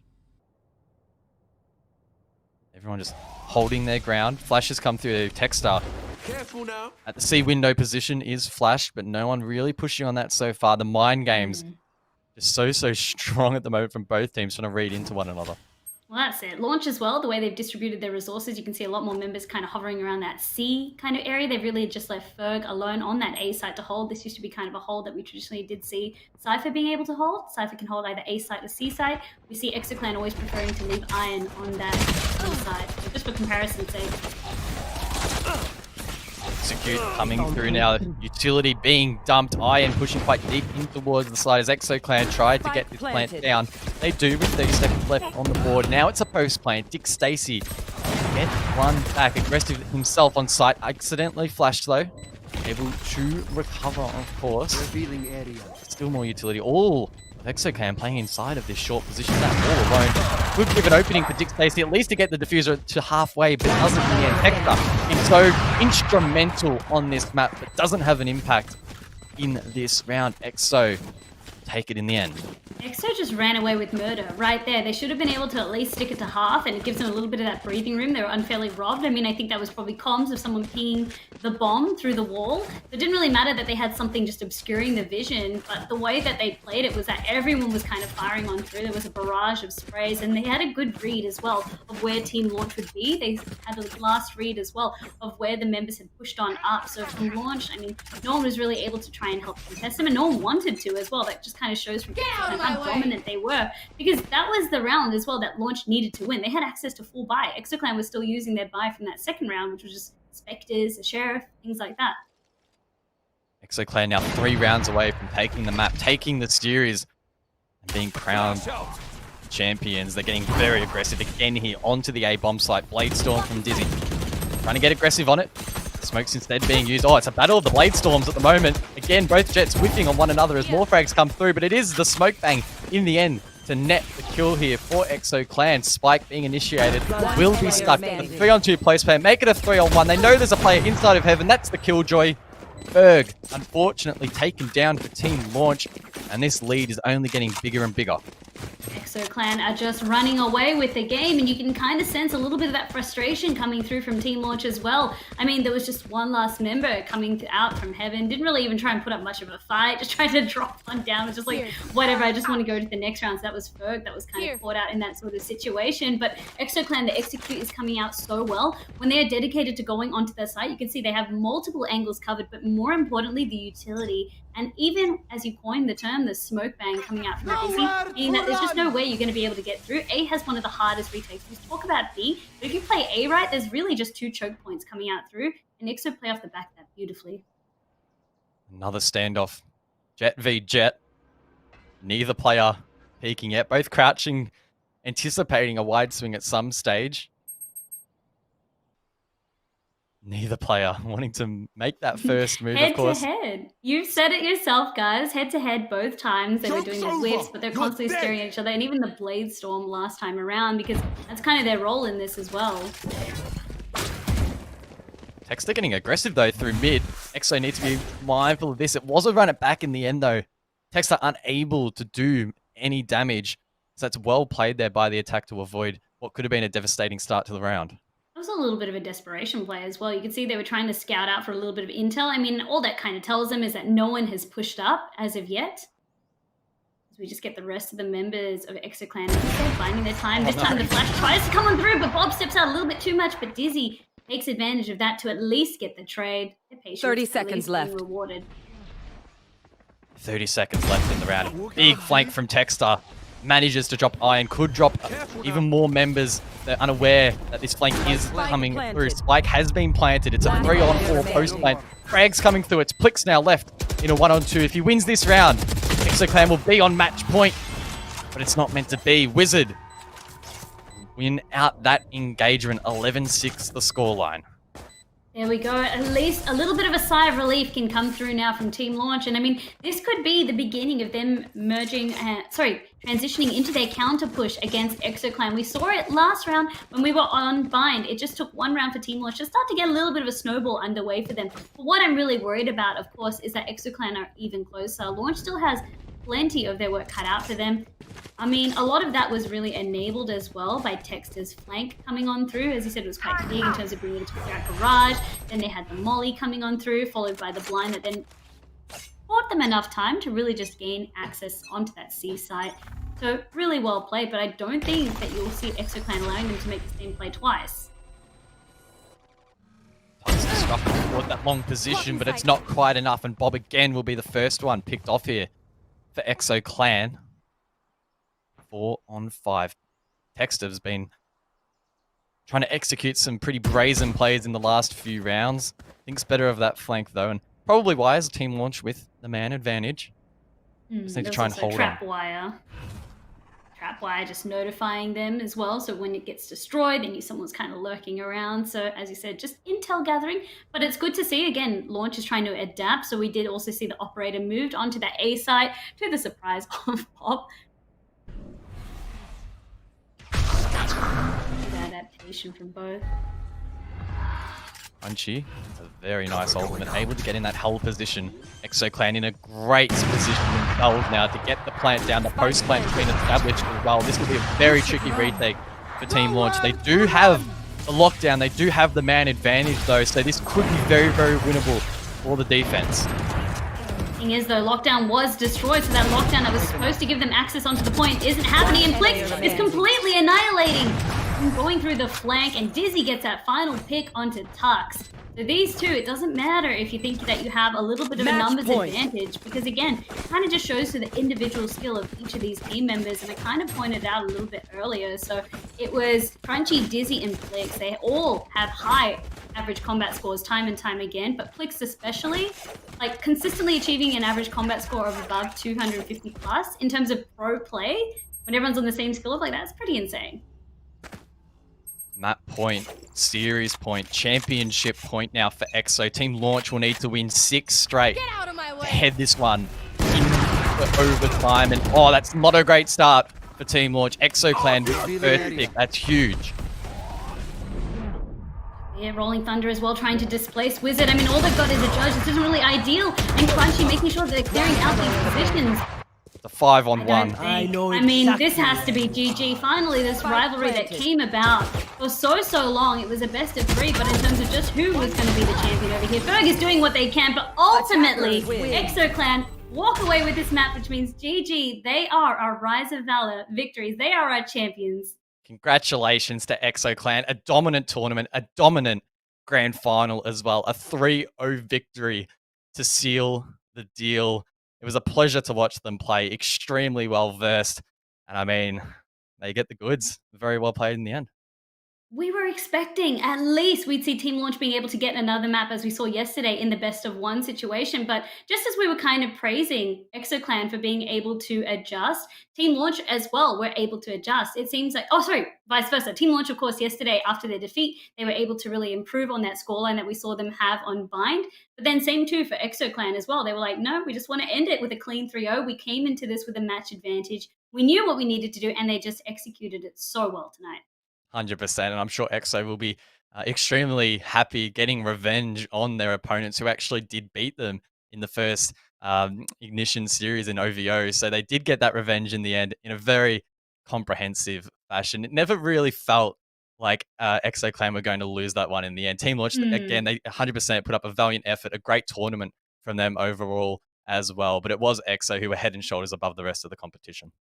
Have to hard agree. And I love that what you said. Now we have Team Launch that was able to win a previous Valorant Ignition series. We have ExoClan that has won this Valorant Ignition series. We announced tonight that we know what's happening as well. We do have the latest tournament coming up as well, which will be First Strike. Of course, Fortress Melbourne will be bringing you that action and the open qualifiers. So it's going to be now up to Team Launch. I suppose the gauntlet is there because ExoClan have crowned themselves as best in the region as of this point. 100%. I think that this is really just the start of an ever evolving storyline between these two teams. To see them duke it out in future tournaments is going to be a real pleasure. And I'm keen to sort of keep score of who remains on top because at the moment it's 1-1. Well, that's it, the rivalry that has come on through. But let's take a look at the standings. Let's take a look at how this whole tournament kind of placed on out, because, of course, we had lots of fantastic teams that joined us. I mean, I believe it was 455 teams who competed over the past 2 months. You can kind of take a look now at all of the standings. A lot of familiar names there. And as I said, if you don't recognize a team name, chances are that they might have been picked up by an organization, which is really cool to see. So, for example, Unnamed was signed to Ground Zero over Palace Strike, was signed by Kanga Esports, and Avant were able to sign Control. So, if you're wondering where maybe some of those team names are, and all could have picked them up. Plenty of talent out there, though, guys, is what I see out there. A couple of unsigned teams still. 100%. And I think that's the exciting thing about the future of Valorant here in OCE. A lot of opportunities for these teams to compete, a lot of opportunities for orgs to enter as well and support these teams. So we should see the region as a whole grow over time and the skill level will only begin to rise. And maybe some of the teams that did finish a little bit lower in the standings will be able to bridge that gap to the likes of Team Launch and EXO, who have been pretty dominant sort of in this founding stage of OCE Valorant. I really like that you bring that up because it was something that we highlighted very early into the night, especially for anyone that was new to joining us. We did actually say that Team Launch and ExoClan are definitely the top two by far. We kind of see the other teams really struggle when they have to try and come up to these likes. The scorelines are very, very dominant on their sides. And I mean, for ExoClan again to go up against Team Launch tonight and go 3-0, that also kind of shows to the dominance now coming through from ExoClan. So again, it's like the challenge has been thrown back to Team Launch saying, we're waiting for you the next tournament. We'll see what you can bring this time around. 100%. And as I think as the scene develops, we see it in basically all esports. At the start, we often see 1, 2, 3 teams that are pretty dominant. But over time, the shift, so it sort of shifts around a little bit, right? So don't expect necessarily ExoClan and Launch to be the best two teams come December. It could be a whole different landscape that we see. We don't know if players are going to move around, what orgs are going to enter the scene as well. And of course, that will just continue to shift that dynamic. Well, that's also what we're really hoping to see because come this time around, we're going to hopefully see Ground Zero, Mindfreak being able to really match up against the likes of these guys because it just comes down to, again, that scrim nature, that competition coming on through, and also the support that has been announced by Riot Games and Fortress Melbourne heading into this next tournament to mean that we're not really entering a drought of competitive events and tournaments, but we have an interview with the winning team themselves. This is Ian joining us. How are you doing, Ian? Hello. I'm doing good. How are you? Good. I actually asked you to tell me what you forecasted the night to be like. Did you expect it to go your way, 3-0? No, I thought it was going to be like 3-1, not 3-0. I was, I thought Haven would be a lot closer game, but we prepared for it. We knew how they played, and got the job done. Me and Guz were literally just joking to ourselves. We're like, it looked like you were playing with X-Ray. Of course, we get to see it on the obs way, but the way you were reading the team, of course, just showed a lot of insight and knowledge. But I mean, how does it feel to be the winning team of Rise of Valor? How do you and the boys feel? It feels so good. Like we put in so much work. These last month, with the delay and all, we put in so much work. We wanted to be the best. We wanted to be number one in Australia, and yeah, just so proud of hard work. Hard work pays off. 100%. And I guess that sort of leads into my first question. You're mentioning this preparation. Maybe for the viewers at home, what does that preparation actually look like? How much time are you putting into the game, and what specifically are you actually doing? So obviously individually a lot of us put in like heaps and heaps of hours. And as a team, we scrim every night. We run through theory. We watch VODs together, demos. We watch our opponents. We watch EU and NA games. Like everything we can get our hands on to get an advantage. We watch and study and just try and improve. Mm. I think that's actually really important. But I mean, I guess as you kind of see this tournament landscape kind of going on, and with the announcement of First Strike coming up as well, who do you expect to be your competitors coming into this? Do you still expect Team Launch to be your fiercest competitors heading into this next tournament in December? Oh, 100%. I think it's always going to be us and Team Launch for now. Mm. Always that crazy rivalry between us. There's Ground Zero, who's looking real strong as well. Yeah, and I think those two other teams would be the toughest challenge for us. And hopefully the other teams can pick up the game and compete with the top three at the moment. Ooh, I like the confidence. I mean, obviously, you guys are now the champions. What are you doing tonight to celebrate? Surely there's something on the cards. First I'm gonna have dinner because I'm starving. Then I'm gonna crack open a beer and just celebrate with the boys. No Simple as stream that. tonight? Oh, actually, yeah, I might do a little stream with the boys. Answer some questions after this. I have one last question, of course. Do you know you're the only player in terms of this entire tournament landscape to have a 100% pick rate on Cypher? No other agents. I mean, what are you going to have? Is it always going to be Cypher? What happens when there's new agents? Is he your one and only? No, he's not. I was actually gonna play Killjoy. I was practicing Get it, out. and they did the nerf to her, and I was like, Cypher's Mm. just too good. Like, there's no point playing Killjoy. So I was actually really disappointed when they nerfed her Mm. because I was grinding Killjoy like crazy. So interesting. Guys, do you have any final questions to ask Iron? Of course, Iron is the winning team captain. You are the team captain, sorry, of course, of EXO Clan. No, I But think any final I think we're remarks? good. Again, just congratulations, dominant performance in the end, and we wish you all the best in future tournaments. Thanks, guys. Huge shout outs to EXO Clan, the org, and to Fortress for running the tournament. And also to all my teammates, bloody legends. Absolutely. We really enjoyed watching you play. Thank you again also for letting us interview Iron. All the best. Hopefully we can catch your stream a little bit later as you're celebrating with the boys, as you said. Thank you so much, guys. Cheers. Guys, what a I wholesome know, kind of interview. wholesome I just, OCE, man. Such a yeah. wholesome region. It was really good, I think, for Iyad just to recognize the efforts as well of everyone involved in this Mm, tournament. I mean, obviously, you've got everyone behind the scenes running it, his teammates as well, which, of course, pulled through with the dub as well. So it really just feels good mm. all around. Feels good as well for EXO Clan. I mean, of course, they've invested in this team as an org as well. So it's great to see that paying off. I still remember when EXO Clan announced their roster as well. They had the sickest hype video for their lineup as well. And I was just like, damn, like EXO Clan really did invest well. And I got to say, they must be very, very happy with the results. And as you said, really interested to see where the rivalry takes them, even as well from Iron acknowledging that Team Launch are their biggest competitors. And it sounds like they're already just keen to just match up once again in future. 100%. I really like the fact that he's calling out the other teams a little bit, telling them to step up their game, and I'm sure come December He was they very will. hesitant. 100%. Yeah, I mean, I love that. I think it's good to see some Mm, rivalry, some friendly banter as well, and that's only going yeah. to elevate the scene as a whole. If those other teams that are, third, fourth, fifth, etc., lift their game, that's only going to force Mm. Launch and EXO to work even harder, and the region as a whole will be growing at a rapid rate. Hmm. Well, that's it from us, really, guys. I mean, that is the grand finals done and dusted. 10 broadcast days, 455 teams who competed over the last 2 months. Yourself, myself, the rest of the casting talent, production, Fortress themselves, and of course, a huge thank you to our partner Alienware who made this all possible. We just couldn't have done it without you all. But remember, that the Rise of Valor action doesn't stop there. We do have the open qualifiers for First Strike that start next month, and you can actually pre-register. So, I mean, what are you waiting for, essentially, right, guys?